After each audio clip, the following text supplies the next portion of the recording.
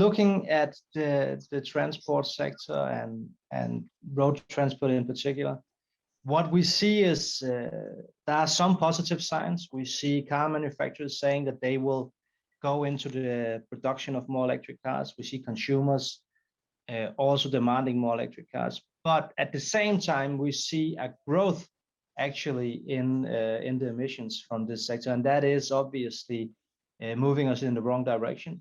We need to substantially cut our emissions, and the most effective way of doing that is obviously to phase out combustion engine cars and instead have electric vehicles. And this is why we are now sending this, we think, important signal to the European Commission. Minister van Veldhoven, what exactly are you proposing in that paper?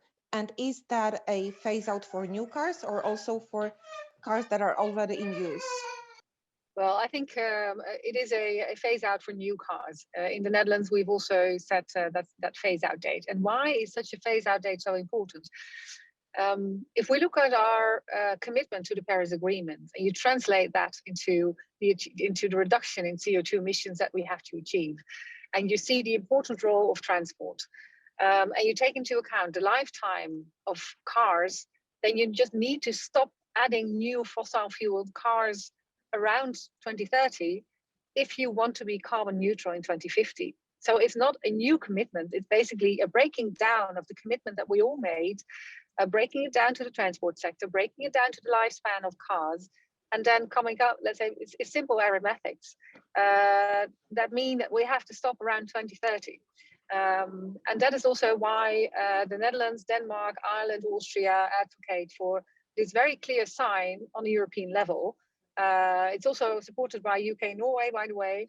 And so to have this very clear sign, to give a clear sign also to the market that this is where we're going. And such an end date really helps. So it's about stopping to add new fossil-fueled cars to the market. It is not about stopping to drive fossil-fueled cars as from 2030, because some people still really depend on that car and don't have the means yet to switch.